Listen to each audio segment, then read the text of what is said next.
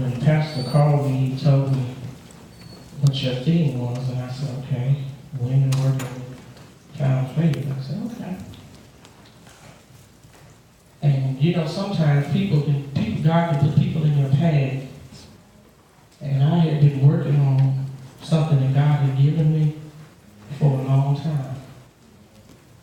But how many know preaching that God will give it to you and tell you when to preach it? Amen. And you won't preach it, but He'll tell you, no, not yet. Yes, ma'am. Preach it then. Amen. Amen. And so, if you have your Bibles, turn with me to Genesis chapter 39. And I just want to read one verse out of there. But we're going to talk about that whole chapter, verses 4 through 18, but I just want to look at verse number 4, if you have your Bibles. There you will find these words recorded. And Joseph found grace in his sight, and he served him, and he made him overseers over his house, and all that he had, he put it into his hands. You may be seated in the presence of the Lord. For a little while, I want to talk from the subject just for a little while. Favor and faith. All right, sweetie. Favor and faith. Favor and faith. It is essential as well as imperative to know that today we are dealing with a subject that has been misconstrued by many. This subject has derived from the thoughts of those who spend less time with God and more time with man. In understanding the subject for today, you as believers must sit back and question your relationship with God. It also leads me to know that this subject will befiddle some of you if you are walking not to the Word of God. Well, let's look at the word favor. Favor derives from the Greek word which means pleased with. The definition we get granted from Webster messes up our mind. Webster says that favor is a generous, friendly, and obligation act that is freely granted. Here we need to understand some things. God's favor, what we are talking about today, is never freely granted. I know many of you have missed the point already. When God blesses you and me, many times it's on an account of what we've done. It's not because of no degree, no physical appearance, or no other thing that man is compelled to. When God blesses his people, it is on account of what he has transpired from the bedroom of our holy temple to the rooftop of our kingdom vessel. You should never think God's blessings are a favor to you. There is a difference in favor and doing a favor. Favor is a divine appointment from God. We do favors for each other on account of what you have done for me. Favors in the natural are done on account of things previously done by the individual in whom you are asking the favor from. God is the same way, but it's just in the spiritual arena of this discussion. God's favor is done by time that is spent with him and by seeking his face diligently. Here in Genesis 39, we're dealing with a young man by the name of Joseph. You do know the story about Joseph. Joseph was a familiar character who experienced God in a different spectrum. Joseph experienced God through hardship and trials. He is allowed the favor of God through his troubles. These things Joseph is enduring are building his character for the blessing he's about to enter into. If you go back to Genesis 37, we'll see God is in the beginning of the process in Joseph's life by showing him the things he should do in a dream. In this dream, God is skilling Joseph and nurturing and maturing him into the progress of his present ministry. But here we see two main things happening. Joseph is afraid of how he will be viewed by his family and friends. Second, Joseph's family is jealous and his brothers are plotting to kill him. Here I need to inject some thoughts. You can't see and experience God until you ask God to erase jealousy out of your heart.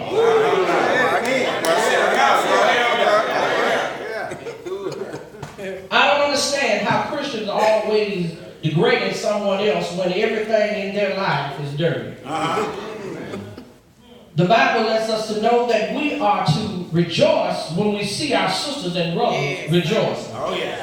It's funny how we only want people to rejoice with us, but we can't rejoice with no one else. This is not the will of God. You should be happy when God blesses me and you. That before I shout, you start shouting. Before I can call the pastor and tell the pastor what really has happened, you should already have called him. So when I call him, we both can start shouting together. But if you have jealousy in your heart, you have a spiritual blockage. And you need a spiritual diagnosis.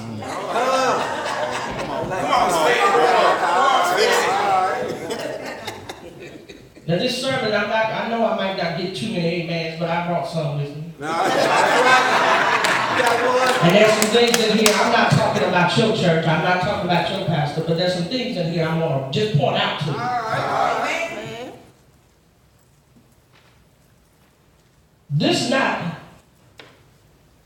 Then you have a spiritual blockage. But also, it's time for the church to grow up and learn how to appreciate in your season.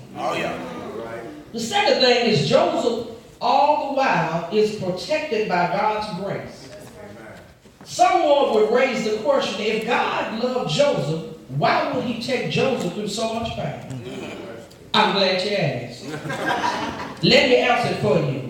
The reason God allows everyone to go through is so that he can clothe you with his favor and shape you into the character of God.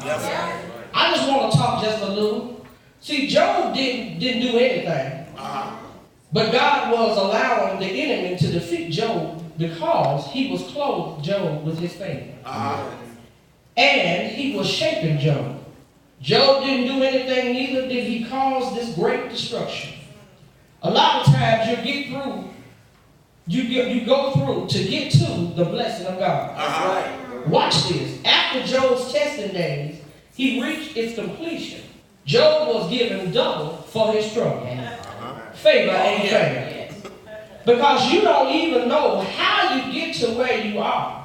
All you know is all of a sudden you saw yourself from a different place in your life. Things you once did, you don't do no more. Places you used to go, you just don't go no more. I told somebody the other day, I don't want to be nowhere God is not. Again, I'm talking, but I'm trying to make a point. As I said, I'm not talking about your pastor, but I'm saying in general, and I know you've seen this. Pastors, your church is not growing because God is not at the church. God is standing outside wanting to come in, but you won't let him in. You then have the audacity to say God is moving in here. Pastor, God left your church when you got up. It's sad at the beginning of verse that many Christians are operating out of their calling. What do you mean they're operating out of their calling? Pastors are trying to be prophets. Evangelists are trying to be pastors. And intercessories are trying to teach. But have you read Ephesians 4 and 12? The Bible says he gave some. We don't need to read anything else. He gave some. You and your church and your church can't teach anyone because you're not operating in the fullness of God and his blessings. Again, I don't want to be anywhere God is not. As we look back at Joseph, we find the Lord made a way of escape when his brothers tried to kill him. I like Joseph. He's a calm and collected and cool man during the entire cycle. He is not complaining, neither is he awed of what is transpiring because he knows that God's protecting him. But I'm glad to know that I have the armor of God on me too. I can walk in the fullness of the favor of God. and don't have to worry about anything. Well, second thing that tries to bring Joseph down is a Jezebel spirit. I want you to know, believers, when you're walking with God, a Jezebel spirit will come and attack you. A Jezebel spirit, let me clear some and educate some of you all. A Jezebel spirit does not have to be a spirit that is seduced in a sexual arena. That's right. A Jezebel spirit of lust is what I'm talking about. A lust spirit will cause you to miss the blessing of God and cause you not to see God in the fullness of favor. I see now why churches can't grow. The churches in some are full of Jezebel spirit. And the pastor don't have no Holy Ghost with the evidence of tongues. And that is why he's got only 20 members and 15 of them is his family members. Come on now. I know y'all look at me crazy. But you know how some of these churches is. That's right. The pastor's there. He got his brother on the deacon board, on the mother board, and cousins all singing in the choir. Oh, come on now. Y'all know how that is. But maybe not at this church. But there are in some churches. I get so tired of the pastor with this little church talking about I don't want to pastor no big church because I want to know all of my members. That has to be the most foolish thing I've ever heard in my life. How can you stop God's people from worshiping? Yes, Lord. I guess when the pastor's memory is full of names, he stops memberships. Because he got to know all the members' names. I will tell you what's going on. The pastor is comfortable with the 20 folks, and he says the lame mess because he knows he won't ever pastor over 20,000 people. Because he's not in the will of God. And God is standing outside his church. But if we believe in the Bible, as he preaches it, he will find that Moses had over 80,000 people. Oh, yeah.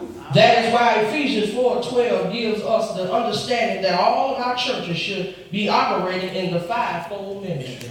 All right now.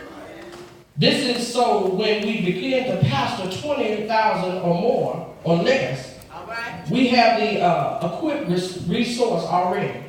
In most churches, you still pull the little white cord to turn the lights on. I remember that because I remember back in the country, some churches where my family are from, they still got the little light, where you pull the cord. And the light come on with the thin fan, and if it stay on too long, the fan gets a little loud. Like, what is that?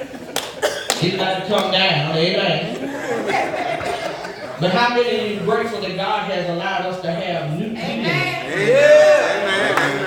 Amen. Amen. Because I remember Pastor Perkins is here. I remember we used to travel and sing. When Tiffany's mother was living, I remember we used to sing and go to a little church, and you had to let the windows up and fan. And while you were singing, you was fanning the flies out of your way. They were coming in. And down in Dixon, at the little church down there, they used to have a cow that used to come and stand in one of the windows. Put his head in, every now and then. You didn't know what that was like. Who's that in the background to the wrong door or something?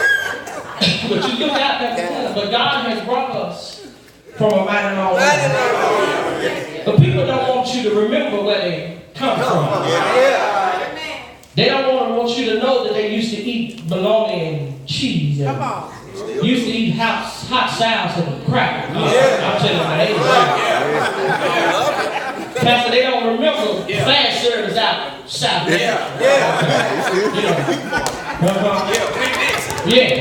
When Dixon. Do I got the South Nashville? I'm talking about the real South Nashville. I'm talking about the real South Nashville.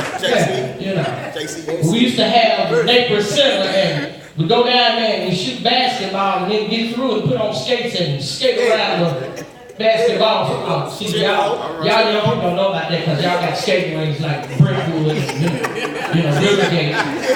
We had the silver. Amen. In the summertime, we had free lunch. Amen. I thank God for free lunch. Amen. I know about y'all, but I used to love free lunch. I'd run down and get my box. Yeah. See, some of y'all sitting here brand new. How many of y'all remember when they had that big block of cheese? Pile of eggs, okay. For real. Yeah. We didn't have no bricks, we had for real. And milk, you put the water in it. Amen. Cheese, we had favor. But now you can just, we can go to Ruben Tuesday and eat. We can go to, Applebee's and eat. We can go to the store, get somebody to freeze it, put it in the microwave and pop down the whole meal. But I remember when Grandma and them used to get up on Saturday. Go down to the farmer's market and get a bushel of turnip greens and sit down and pick turnip greens. Then we'd have beans and they would take the beans and spread them out. But see, people don't know about that. Nowadays, when we had dinner, everybody was at the table. And we ate together. And everybody knew what was going on in the house because we was there all together. But now when you say dinner time, you got somebody eating in the den, somebody eating in the bedroom, somebody eating in the living room. We don't have time for family no more. But then when something happened to our children, we don't realize. We say, oh, was that going on? If you had been talking to them before, you'd have known what was going on. But we have to learn that favor ain't fair. Perhaps, forgive me for getting off the subject, but I'm only following the Holy Spirit. That's all right.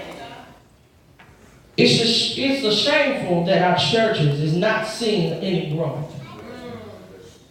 You have to sell cakes and hot dogs on Saturday morning just to pay the church bill. This is irrational. Every time I turn around, the church is selling something or begging for some money. But if you give your tithe, Malachi says you won't have room enough to receive your blessing. So stop begging and giving God what belongs to Him and just give it to Him. Amen. I also see our churches falling in and churches looking so bad. I wonder what most of us or what most of our families or homes will be doing when God comes back. Amen. The church can't look decent. But if you look at some of our funeral homes, they're beautiful inside and out. You ever been to a funeral home and the funeral home is decked out? The furniture is the best of the furniture. It's very expensive. But the church has hardly pews for the pastor and the pastor's furniture. The furniture is probably something that has been thrown away 10 years ago or came from the Salvation Army. But what kind of foolishness is that? We call this favor. God's house should look like a mansion. Come on now. But He said that He was going away to prepare a mansion for us. I don't understand this, but God is blessing our churches. He's blessing us in spite of what we do. We get to church, and the ushers sometimes are mean to us. But it says in God's word, I'd rather be a doorkeeper in the house of the Lord. Favor ain't fair. But when you think about why favor ain't fair, you have to think about what God has brought you through. Everybody that smiles in your face is not your friend. Everybody that says they're praying for you, they're praying on you. Some people don't like to see you get ahead. They like to remember your past. But favor ain't fair. Well, I got to hurry on to my seat. I've held you too long. But favor ain't fair. How do you know, preacher, favor ain't fair? Well, over 2,000 years ago, on a hill called Calvary, they hung him high and stretched him wide. Put nails in his hands. And they put nails in his feet. Put a crown of thorn around his head. Yeah. Pierced him in his side. Yeah. To blood and water came streaming down. All right. Well, can I do it for me? Like Pastor Purpose said, just be sweet. Yeah. But if I was at my own church, I would say something like this. Good evening, y'all. Yeah. May the Lord God bless you real good. Yeah. But I'm on my way back to my seat right now. But can I tell you, favor ain't fair? Yeah. How do you know favor ain't fair? Yeah. Well, because early this morning, he told his angel to reach down and touch me. Yeah. And my eyes came open, and I saw a day that I never had seen before. So favor ain't fair. Some of y'all still sitting there looking at me, strange, wondering why I said favor ain't fair. Well, I'll give you a few reasons why favor ain't fair. Reason number one, he clothed you in your right mind. Reason number two, he clothed you in your right mind. Reason number three, he clothed you in your right mind. Reason number four, he clothed you in your right mind. Reason number five, he clothed you in your right mind. So if I can do me a favor, reach over and grab your neighbor by the hand and shake your neighbor's hand and say, neighbor, favor ain't fair, because he looked beyond my faults and saw every one of my needs. Anybody here know favor ain't fair, because he done for you what nobody else can do. Is there anybody here that no favor ain't fair? When you look back over your life and see where God brought you from, you ain't always had what you had, but you thank God for the little clothes that you got on your back. You thank God for the little shoes that you got on your feet. Thank God for the little roof you got over your head. If you do me a favor, just do me one more favor. Grab your neighbor by the hand. Shake your neighbor's hand. Rock them and shake them. Shake them and rock them. Rock them and shake them. Shake them and rock them. And tell them favor ain't fair. Oh yeah! Somebody say yeah. Somebody say yeah. I done messed around, y'all, and preached my own self happy. Cause when I think of the goodness of Jesus and all that he's done for me, my soul cries out, hallelujah.